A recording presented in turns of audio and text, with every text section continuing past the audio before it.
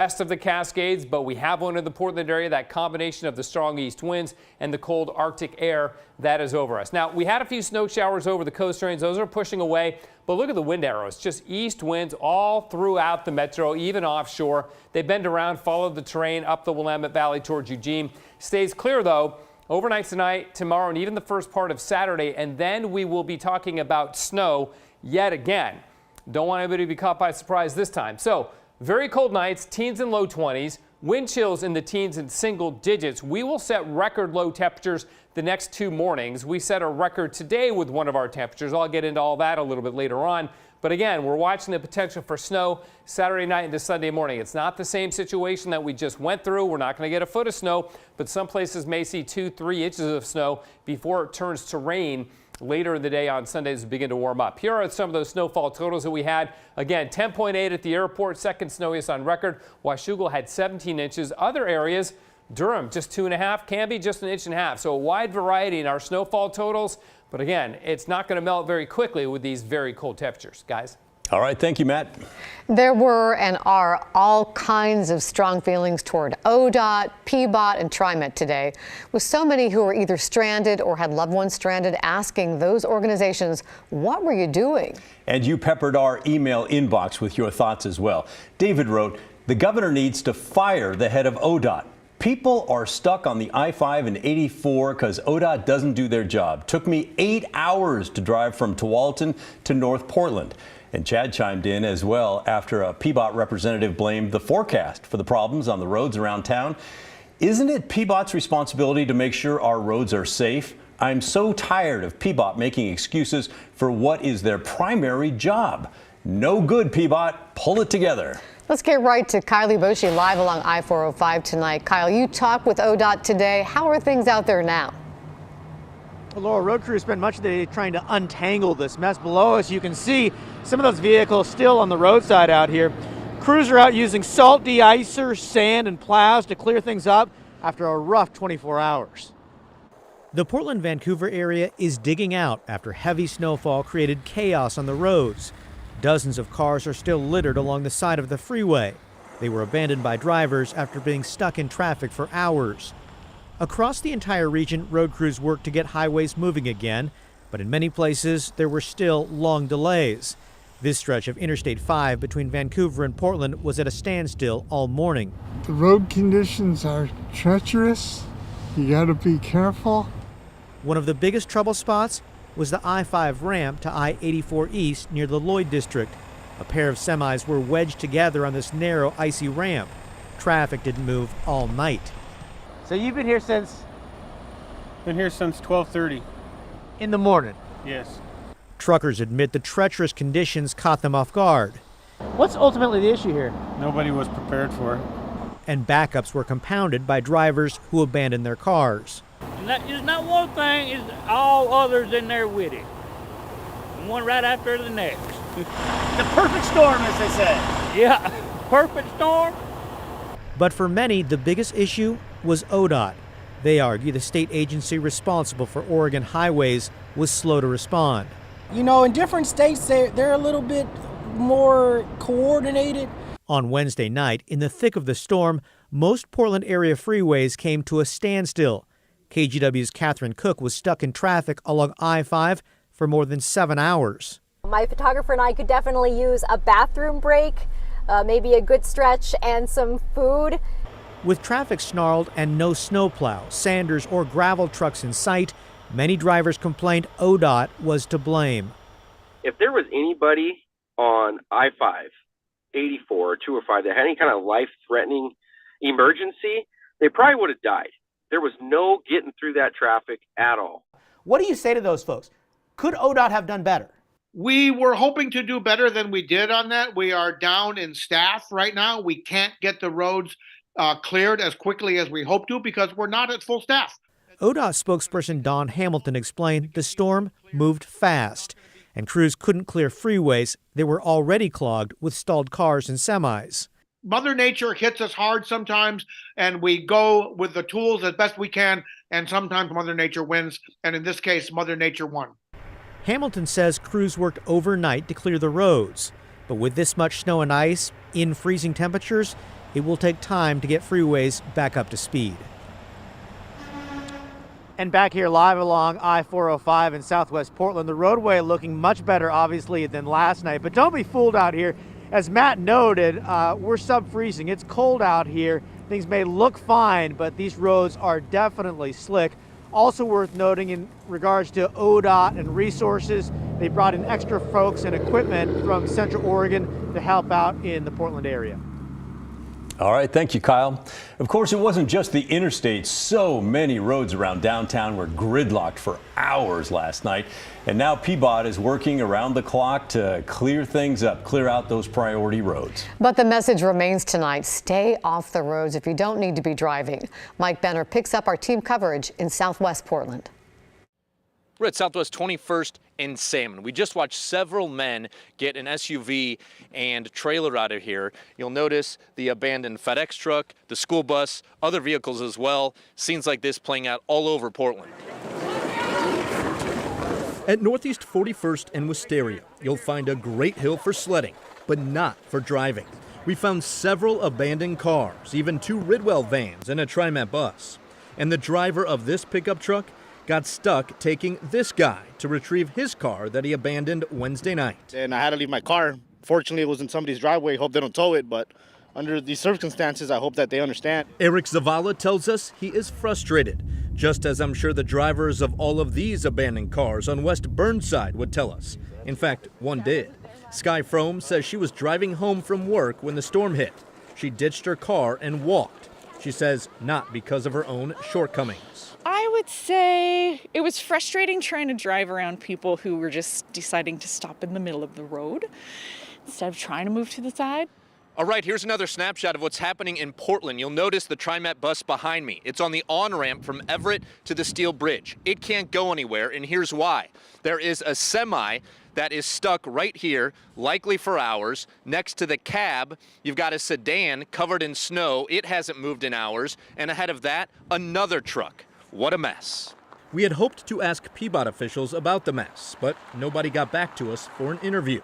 A spokesperson for the agency did appear on our morning show, and here's what he had to say about the storm and cleanup. So just getting to the yard here to get in a snowplow has been a challenge for folks. So it is really just challenging conditions out there. It's going to take us a while to get out of this. In all likelihood, it will. But PBOT is making some progress. This is North Interstate, and it's passable.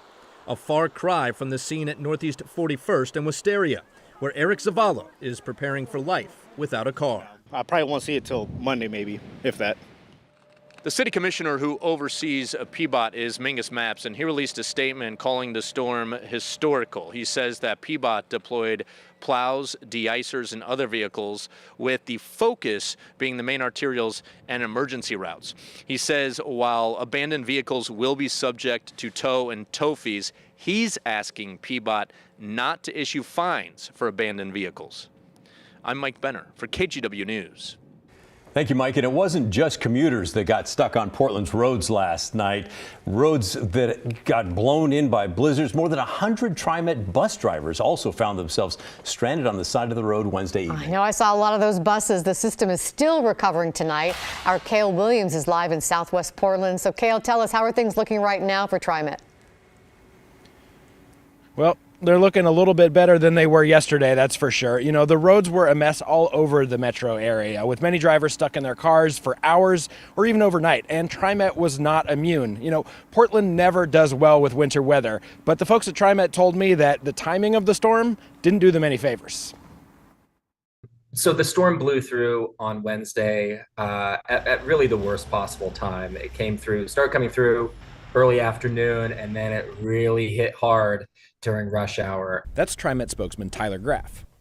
Most TriMet buses, 95% of the fleet, are equipped with drop-down chains that drivers can deploy with the push of a button. So why didn't they work last night? Graff said the drop-down chains aren't intended for heavy use. So operators can deploy the drop-down chains with the press of a button. It gives them a little bit of extra traction so they can get back to the garage and then get chained up. He said that it wasn't just that buses couldn't handle the roads. It was that most other drivers couldn't either.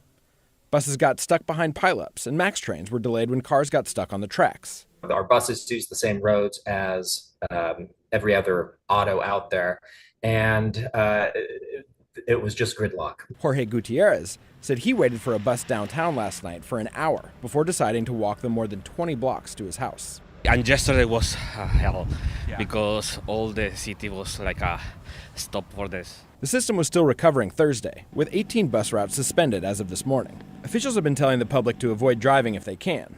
Kyle Benton, who was taking his son-in-law to the VA Thursday morning, found out the hard way. We got, I don't know, within maybe a mile as the crow flies of the VA and came up the hill and couldn't make the hill. So we had to just hop out, leave the truck there. But unlike some of the people who got stranded the previous night, Benton said it was TriMet that came to his rescue as he made his way home to Clark County.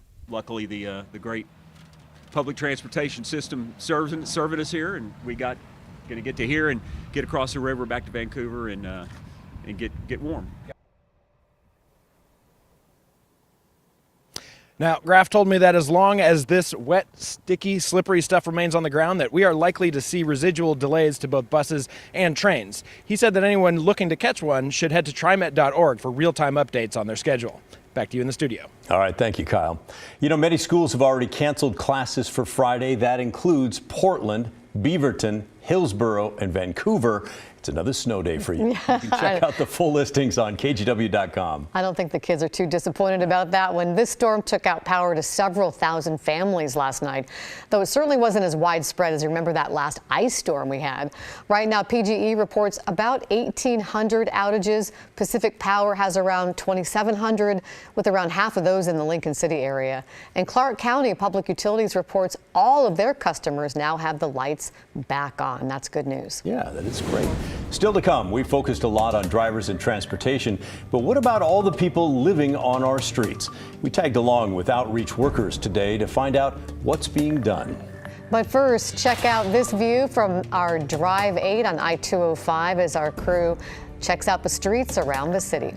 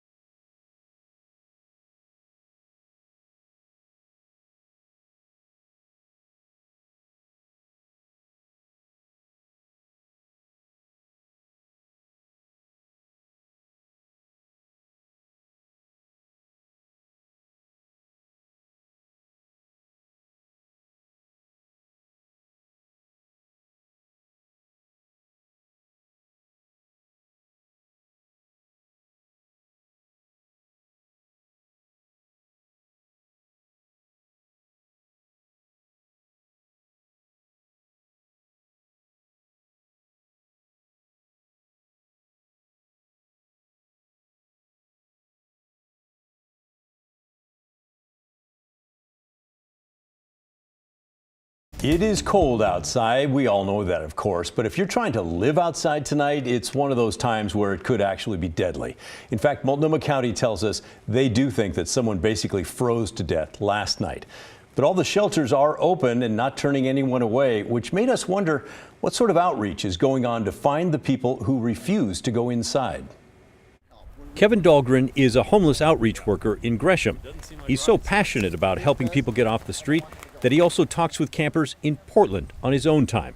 I followed him today in Portland, and he began talking with a man inside his tent. We're just doing a welfare check. Can I talk to you for a second? Sure.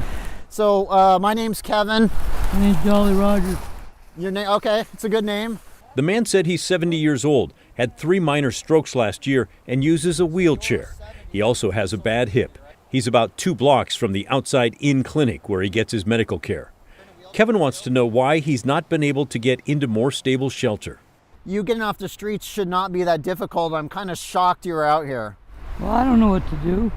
Yeah, that's why you need a professional outreach worker to guide you through the system. The man gets over $1,200 a month in Social Security. Kevin tells him that his family should know where he is. But it's okay sometimes for people to worry about you, brother. I want you to think about that. I'm going to check on you here again very quickly, okay? Very soon, I mean. Kevin's done this more than 20 years. The failures of the system drive him crazy. He is asking for help, and he has income, and I doubt he has any other barriers. There is absolutely no reason for this person to be here, you know? Yeah. You heard his story. Yeah.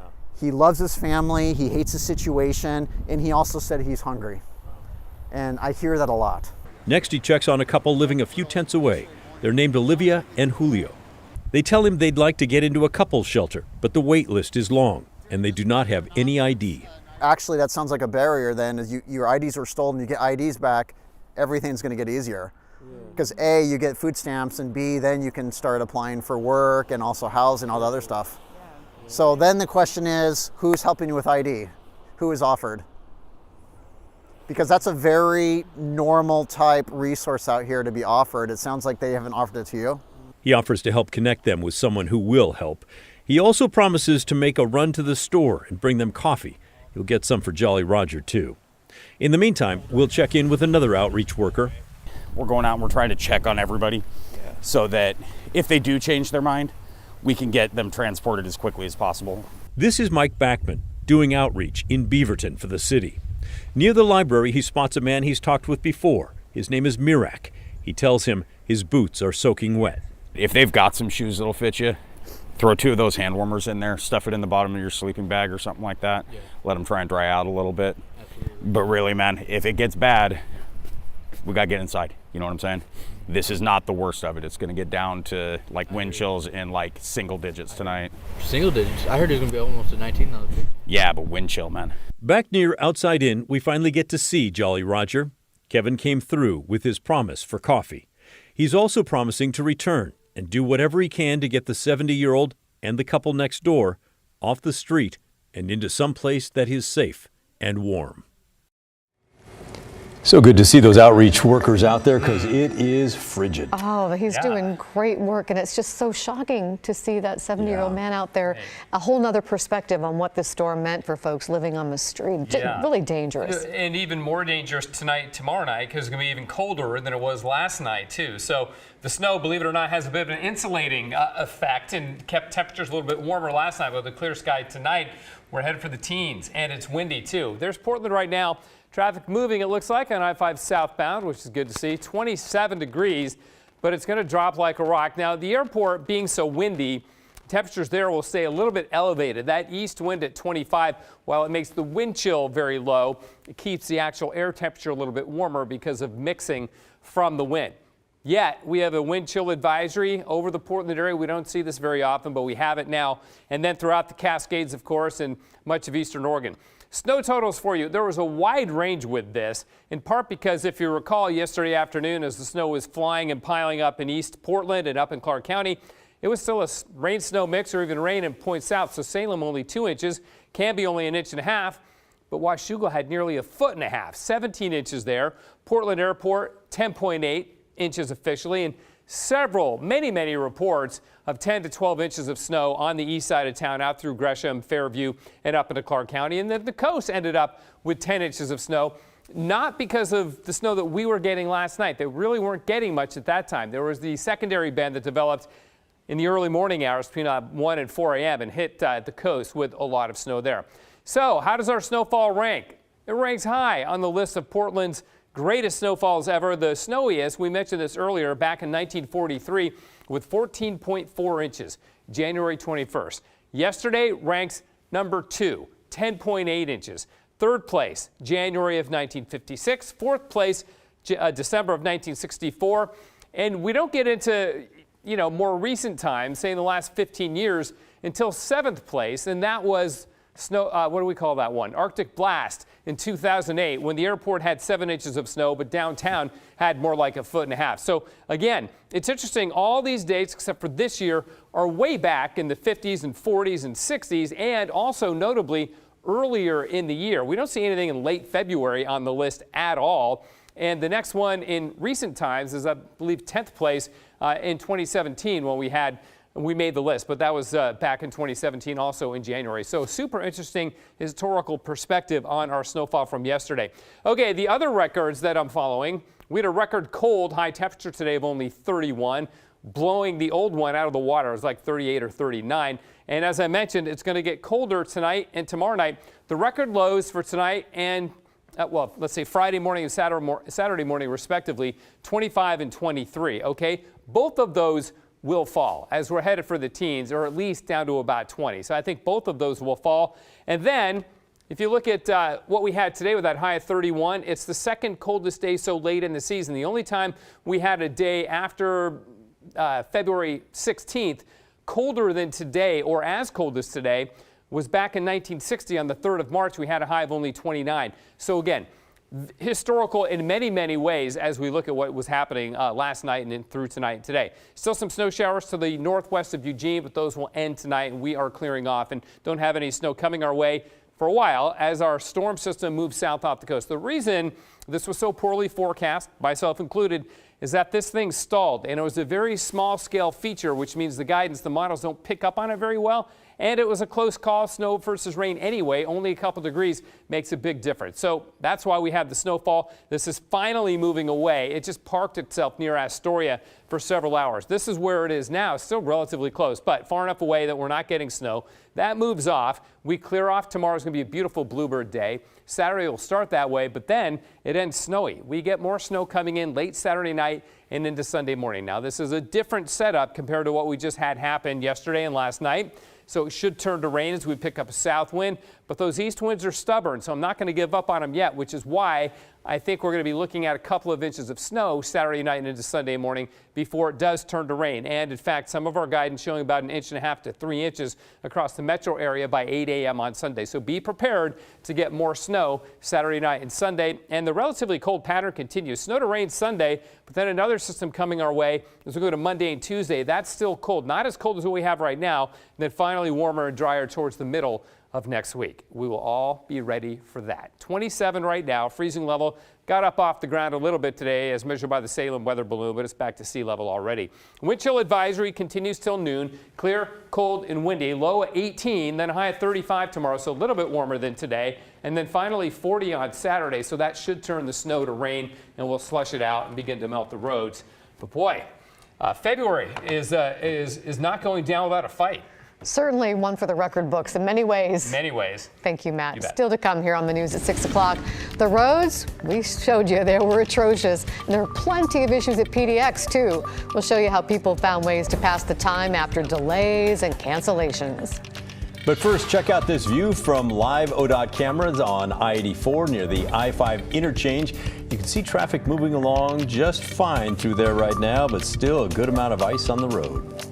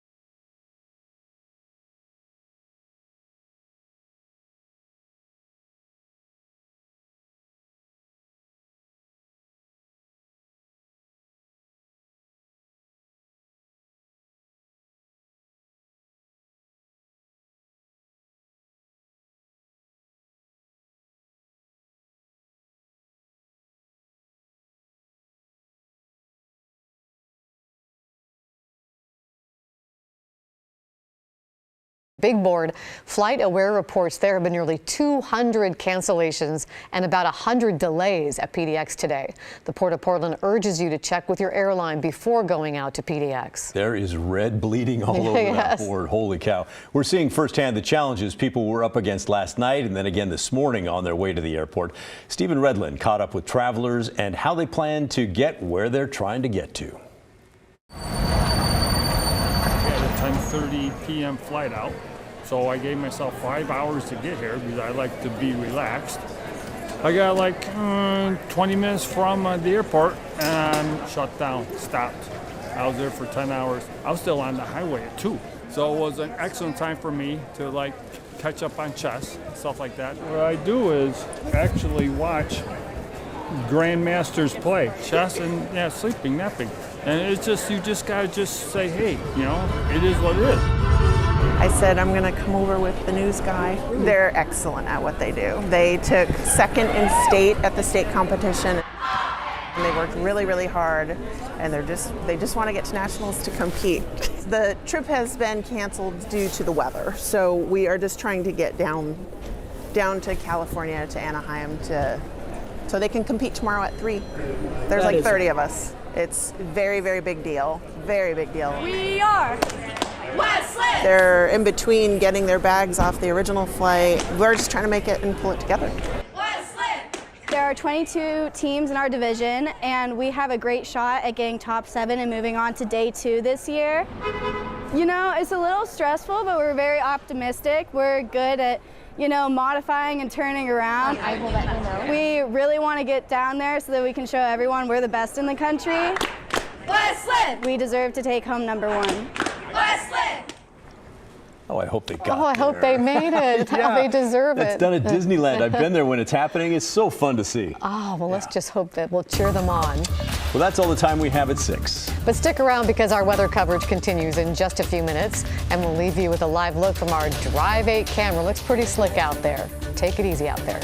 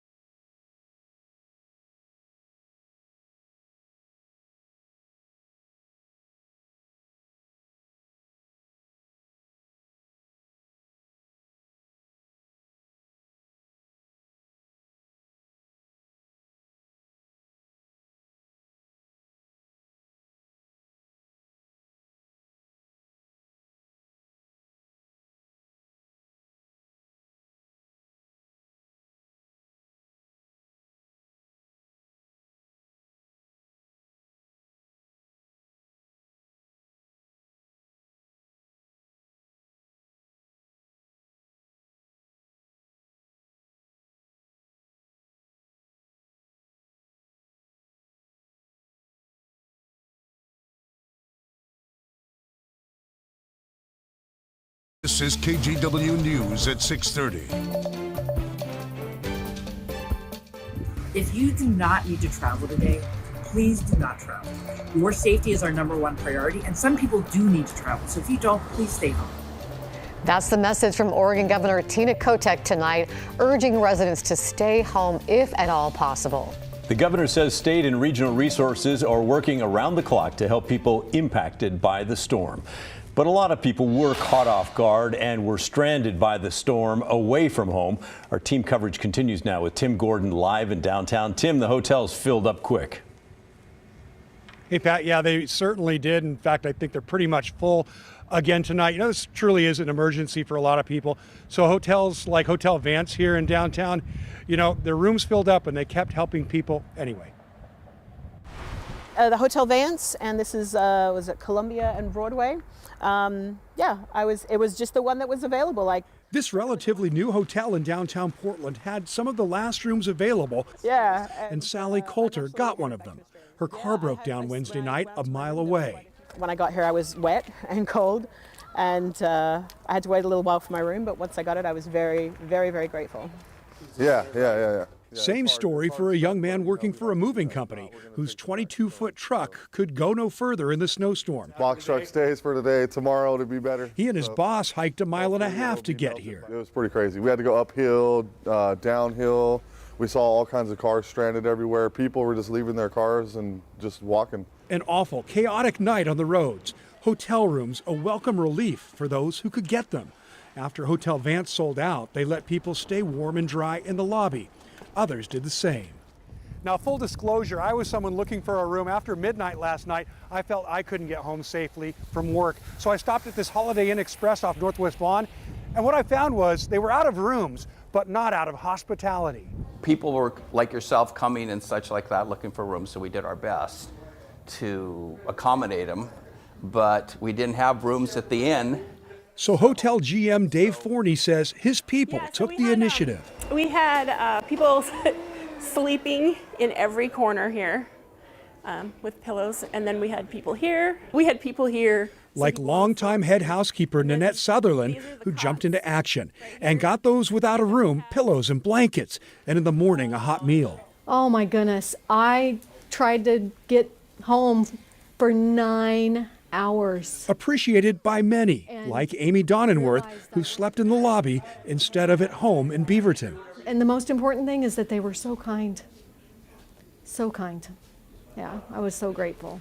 During a frigid February, a warm feeling all around. Amazing. That's what we're here for, to help people. Yeah, should all help people. Everybody should.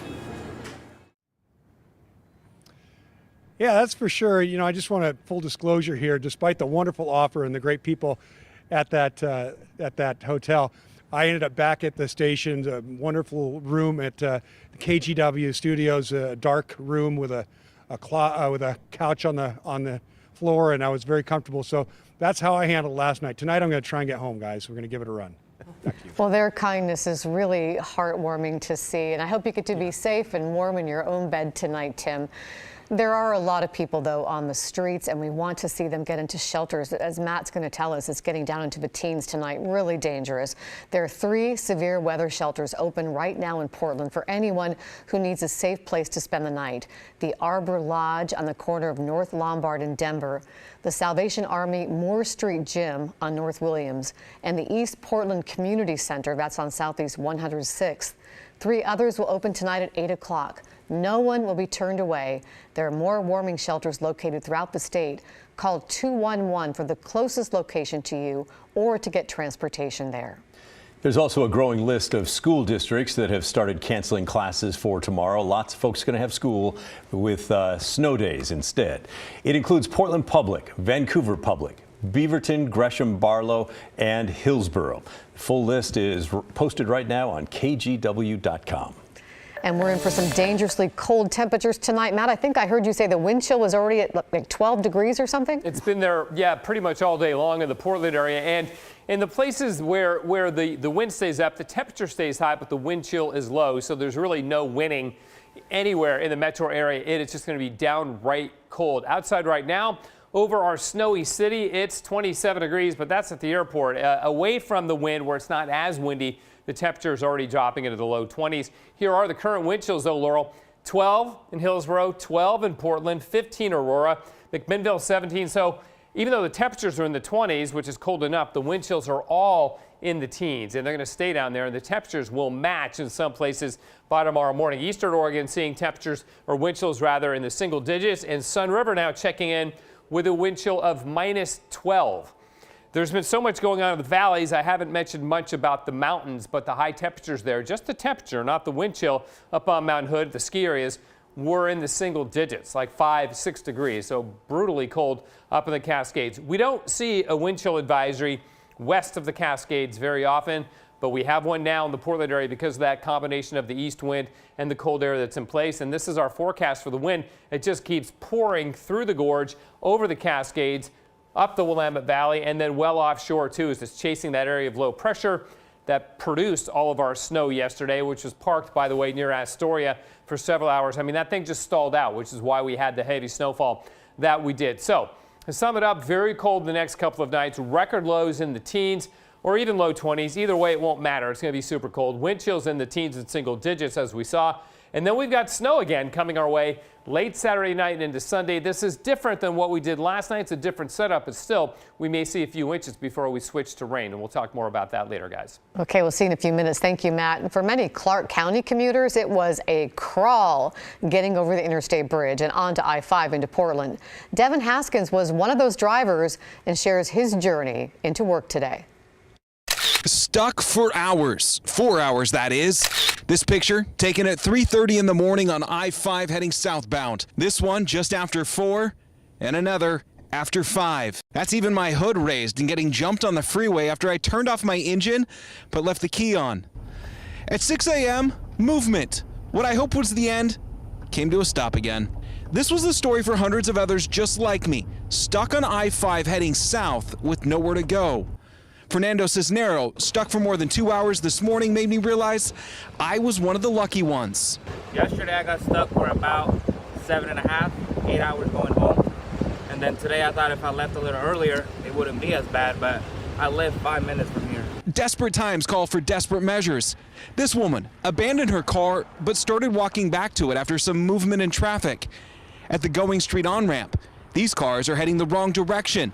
Instead of waiting it out, I saw multiple cars turn around and head back. Eric was one of those drivers. Well, I actually ran out of gas, and then if it wasn't for one of these truckers down here to give me a couple gallons of fuel, I would have been able to get out of there. So, Gotcha. I mean, it's pretty nasty. I drove from this way to this way, and I don't know what to do. Omar Mahfoud is just trying to deliver his goods. When I caught up with him, he had been stranded for over an hour on the Lombard on-ramp. For many like him, a freeway stoppage means lost revenue. There's nothing I can do. Just have to sit. The freeways were jammed up in multiple spots. This was I-205 on the Glen Jackson Bridge. Our KGW crew passed by this jackknife semi.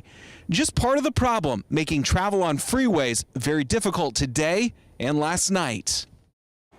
A big adventure for a lot of folks. And Kyle Aboshi is out today talking with people stuck on the freeway for hours. He's live now in southwest Portland. Kyle? Pat, good news. Freeways are moving again around town. Behind me, you can see I-405, a much different scene than last night. Don't be fooled, though. There are definitely some slick, icy spots throughout the day today and overnight. Crews were using salt, de-icer, sand, and plows to clear things up, but many complain it's a little too late. Stalled cars and a long line of semis. Many freeways were still backed up one day after heavy snowfall created chaos around the Portland-Vancouver area. One of the biggest trouble spots was the I-5 ramp to I-84 East near the Lloyd District. A pair of semis were wedged together on this narrow, icy ramp. Traffic couldn't get by all night. What's ultimately the issue here? Nobody was prepared for it. And the backup was compounded by drivers who abandoned their cars. It's not one thing, it's all others in there with it. One right after the next. The perfect storm, as they say. Yeah, perfect storm. But for many, the biggest issue was ODOT. You know, in different states, they're a little bit more coordinated. They argue the state agency responsible for Oregon highways was slow to respond, leaving drivers stranded for hours and hours. If there was anybody on I-5, 84, or 205 that had any kind of life-threatening emergency, they probably would have died. There was no getting through that traffic at all. What do you say to those folks? Could ODOT have done better? We were hoping to do better than we did on that. We are down in staff right now. We can't get the roads cleared as quickly as we hope to because we're not at full staff. ODOT spokesperson Don Hamilton explained the storm moved fast and crews couldn't clear freeways that were already clogged with stalled cars and semis. Mother Nature hits us hard sometimes, and we go with the tools as best we can, and sometimes Mother Nature wins, and in this case, Mother Nature won. So ODOT talked about those staffing issues. They did bring in some additional resources and equipment from Central Oregon to help out here in the Portland area. All right, thank you, Kyle. Let's take another quick look outside from Drive 8. This is I-84 westbound. Stay with us for complete winter weather coverage. Look for the latest forecast and snow totals on air on KGW.com and on KGW+. We'll be right back right after this with a full forecast.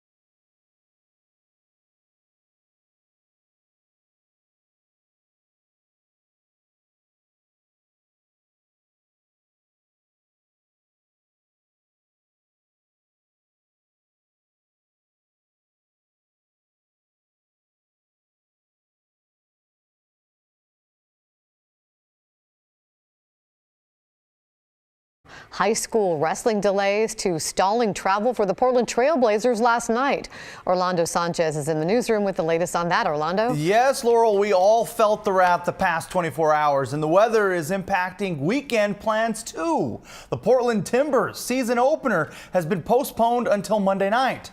The team says it's out of an abundance of caution for the severe winter weather in the Portland metro area. This is what Providence Park looked like yesterday. The Timbers match against Sporting Kansas City was originally scheduled for Saturday. It's now set for Monday at 7 p.m. at Providence Park. If you bought tickets, they're still good for Monday's match. Meanwhile, the Portland Trailblazers spent about 7 hours on the plane last night waiting to leave the Rose City. I'ma tap my wrist, it's game time. I give them fits on with the game, we keep it lit. Captain, let me in the pit, hey. Dame Dollar rhyme to pass the time. The team making the most of it. Pretty entertaining just seeing each player's reaction. While the flight was eventually canceled, the Blazers spent the night in Portland, and they finally made it out today. And according to a team source, they arrived in Sacramento around 3 this afternoon. They faced the Kings at the top of the hour. Damian Lillard and Jeremy Grant will not play. The team's injury report lists them as out to rest. It's the Blazers' first game since the All-Star break. At the high school level, the weather forced delays for the state wrestling tournament.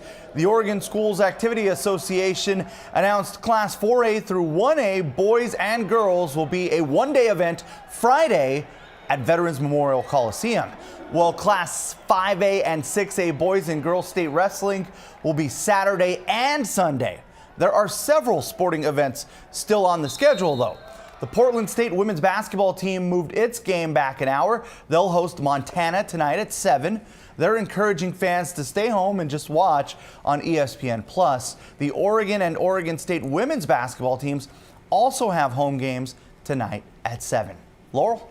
Boy, the weather just affected everything, didn't it? Thanks, Orlando. We're going to let's put Matt It's on the all your hot fault, seat. Matt. Let's put Matt on the hot seat. Sounds like so much fun. Because there was a graphic that you had. I thought it was such a great graphic. It was just like right before the storm, and you said best case scenario, worst case scenario, most likely scenario. Right. And the worst case, I think, wasn't it 3 inches? Something 3 like inches, yeah. Ooh, what happened? Yeah. So full disclosure, one of Laurel's nicknames in the newsroom is the pit bull on the pant leg of Portland politicians.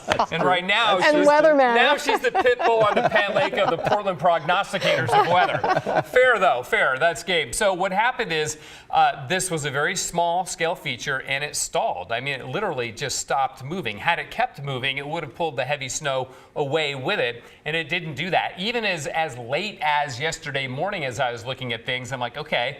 Somebody asked me in the morning meeting yesterday, hey, what do you think it'll be doing at like 4 or 5 o'clock? And I'm like, well, by then it's going to be pushing offshore. Might even get some sun breaks by later in the day. And it didn't. And so it just kept snowing. And the snow just piled up. Snowing and snowing. Yeah. I couldn't believe how much snow was on my car when I got ready to go home last night. It piled up. It was amazing. When I went out at like, I don't know, 8:30 or so to help Brittany Falkers push her car, which got stuck in the parking lot, I'm like, wow, that is impressive. And it's so powdery, too, which is unusual. I wish I had had a chance to ski it today. I hope many Portlanders did have a chance to get out on the skis, because it's pretty good snow, really, if you can enjoy it. I know it's been really troublesome for a lot of people, so not to diminish that aspect of it at all. I know it's been really painful for for literally thousands of Portlanders, if not more. In Portland right now, it is clear in 27, east winds at 25, and the wind chill is pretty much matching that dew point temperature of 12. That dew point temperature of 12 is an indication of how dry the air is. And this time of year we get dry air. It's usually of Arctic origin, and this is. Here are those wind chills again. 12 in Portland, 12 in Hillsborough, 14 in Scappoose, 17 in Vancouver, and minus 12 in Sun River. And it's like that up on Mount Hood right now too. So if you want to go skiing, be ready for some unusually cold weather for the Cascades. Here are the snowfall totals, some of them anyway, and I chose these to kind of show a representation of snowfall throughout the area. The big bullseye, of course, was the east side of Portland and up into Clark County, where 10 to 12 inch amounts were common. Portland Airport, 10.8 inches officially. Here at downtown Portland, we had 7.5 inches, which is huge for downtown, and Beaverton ended up with 6 inches, but a lot of that came late. We had the initial snow band that ended at about 10 o'clock last night in Portland after dropping the 10.8 inches on the east side of town. But then another one set up about 1 to 4 a.m. and that hit mainly the west side of town just to get everybody in the snow party, right? So here are the top Portland snowfalls, 24-hour or daily snowfalls, and this came in second place. It's also unusual in that it was so late in the year, in late February. I mean, the rest of these are all in December and January. It's unusual to get really any snowfall in Portland after the middle of February, but to get one like this, definitely one for the record books. And speaking of record books, we'll also add temperatures to the record books. Had a record cold high today of only 31. We'll set record lows tomorrow. The existing records are 25 for Friday morning and 23 on Saturday morning.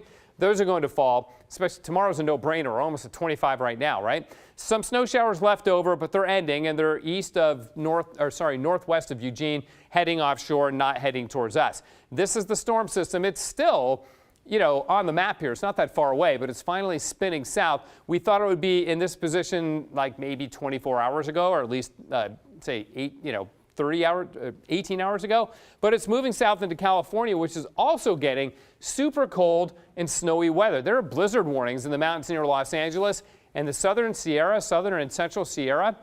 They're looking at up to 70 inches of new snow between now and Saturday. That's how much of an impact this system is having here in the west. There it goes, finally moving away. We clear it out. Then up next is another shot of snow as we go into Saturday night and Sunday. This will be different, though. It won't be an east wind drawing colder air out. It'll be eventually a south wind, so it should turn to rain as we warm up into the low 40s Saturday and Sunday. But again, prepare for snow Saturday night and Sunday morning, maybe as much as 3 inches.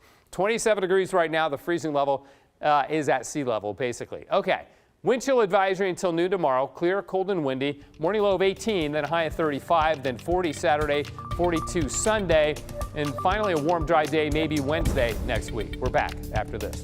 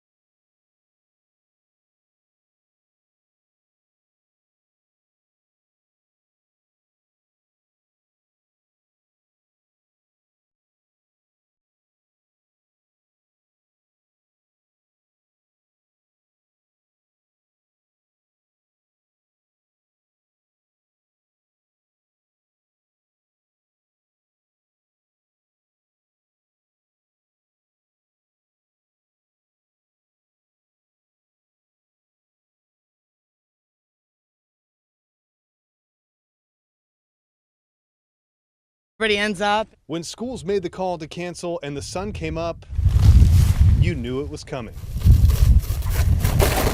We were out and about. My kids were waking up at 8 o'clock this morning wanting to go sledding. Just in case you didn't know, Sorensen Park in Vancouver has an epic sledding hill. Any snow we get, she's instantly out here and flying right down. She went right up to the top in the mud and decided she didn't even need the snow today. Nikki Fike's 9-year-old daughter Zoe braved the cold wind along with dozens of neighborhood kids.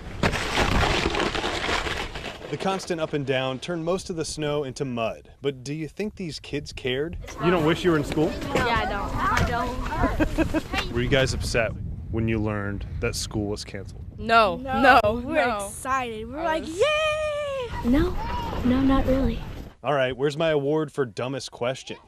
Even if they weren't sledding, parents were able to enjoy the day too. We probably only got 2 inches. It kind of depended neighborhood to neighborhood. Anyway, that was east of where we were got a little bit more, and we only had a dusting really in our backyard, which was just a mile from here. I love being out here watching the kids. I remember doing this when I was a kid, and I love watching it through their eyes, even though we're freezing.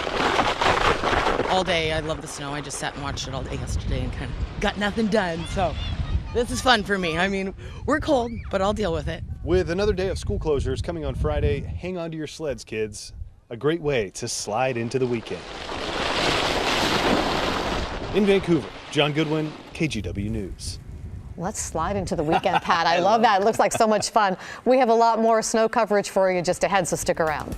And we'll leave you with a look from Pioneer Courthouse Square, snowy living room of Portland.